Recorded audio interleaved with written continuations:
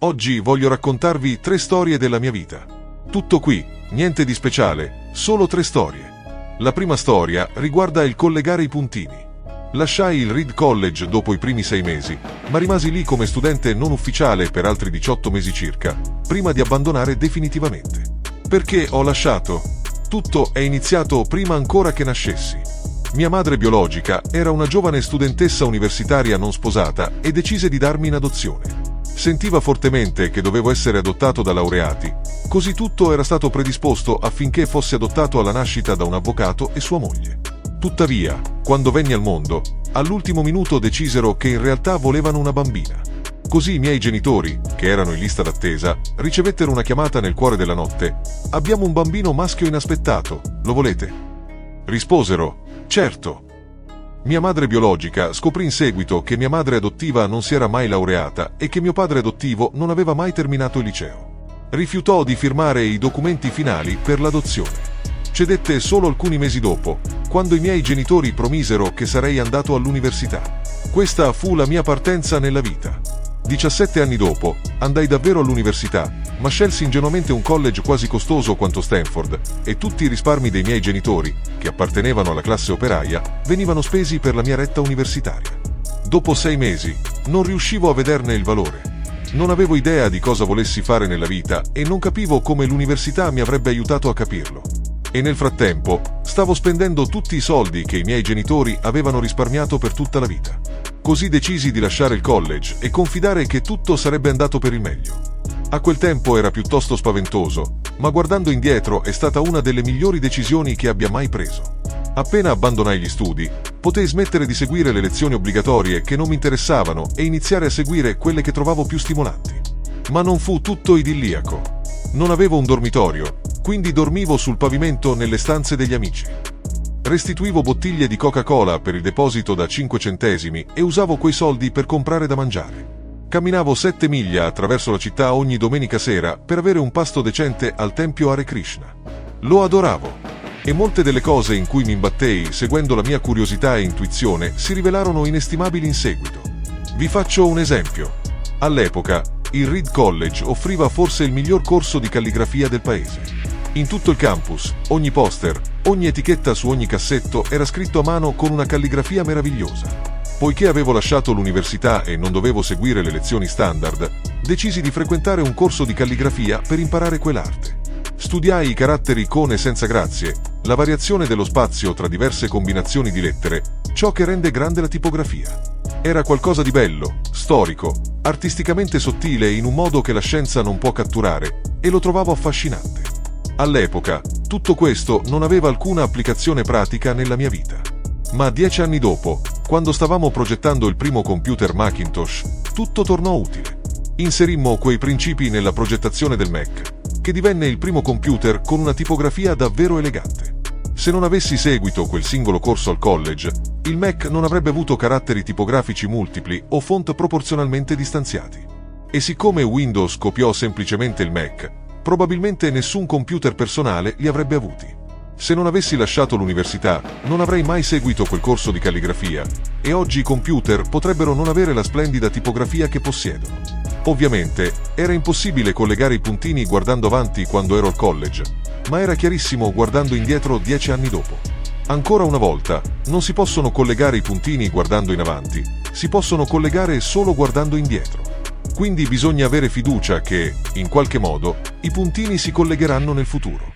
Bisogna credere in qualcosa, il proprio intuito, il destino, la vita, il karma, qualsiasi cosa. Perché credere che i puntini si collegheranno lungo il cammino darà la sicurezza di seguire il proprio cuore, anche quando questo porterà fuori dai sentieri battuti.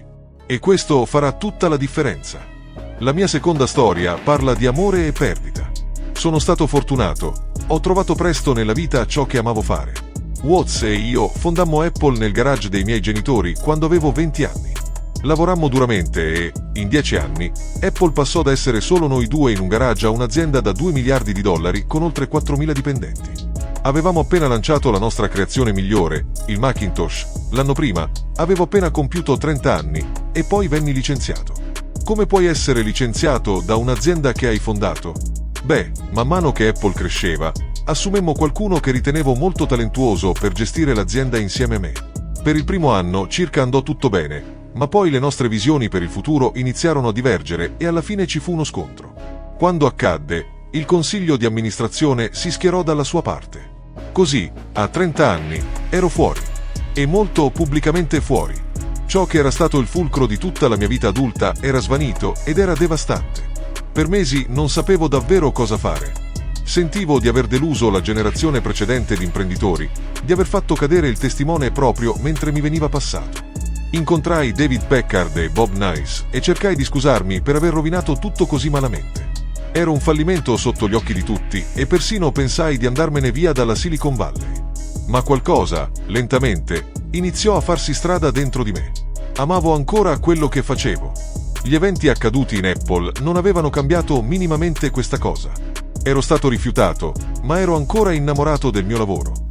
Così decisi di ricominciare da capo. Non lo capii subito, ma col tempo si rivelò che essere licenziato da Apple fu la cosa migliore che mi potesse capitare. Il peso del successo fu sostituito dalla leggerezza di essere un principiante di nuovo, con meno certezze su tutto. Questo mi liberò e mi permise di entrare in uno dei periodi più creativi della mia vita. Nei 5 anni successivi fondai un'azienda chiamata Next, un'altra chiamata Pixar e mi innamorai di una donna straordinaria che sarebbe diventata mia moglie. Pixar realizzò il primo film d'animazione al computer della storia, Toy Story, e oggi è lo studio di animazione di maggior successo al mondo. In un incredibile giro del destino, Apple acquistò Next e io tornai in Apple. La tecnologia che avevamo sviluppato in Next è al cuore della rinascita di Apple. E Lorene ed io abbiamo costruito insieme una famiglia meravigliosa. Sono piuttosto sicuro che nulla di tutto questo sarebbe accaduto se non fossi stato licenziato da Apple.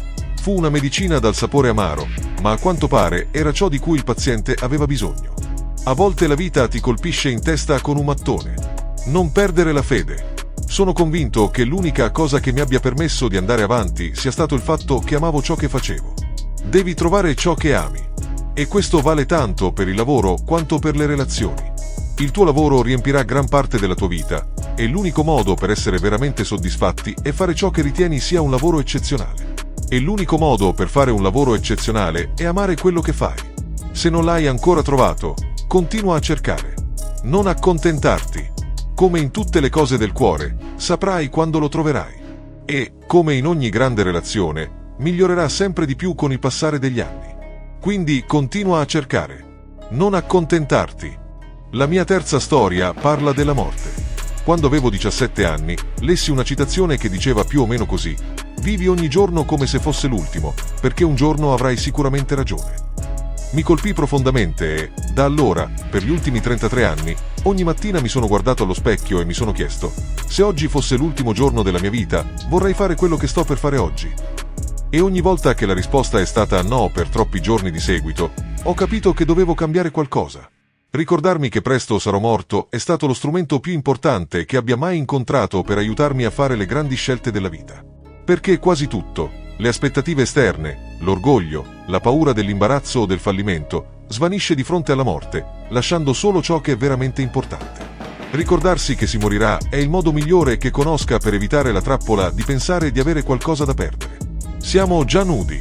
Non c'è motivo per non seguire il proprio cuore. Nessuno vuole morire.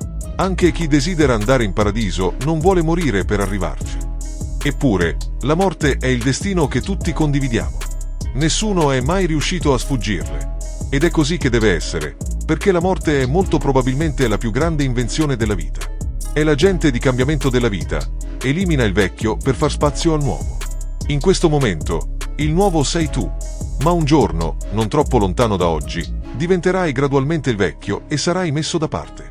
Mi dispiace essere così drammatico, ma è la verità. Il tuo tempo è limitato, quindi non sprecarlo vivendo la vita di qualcun altro. Non farti intrappolare dai dogmi, che sono il vivere con i risultati del pensiero di altre persone. Non lasciare che il rumore delle opinioni altrui soffochi la tua voce interiore. E, soprattutto, abbi il coraggio di seguire il tuo cuore e la tua intuizione. In qualche modo, loro sanno già chi vuoi davvero diventare. Tutto il resto è secondario. Siate affamati, siate folli.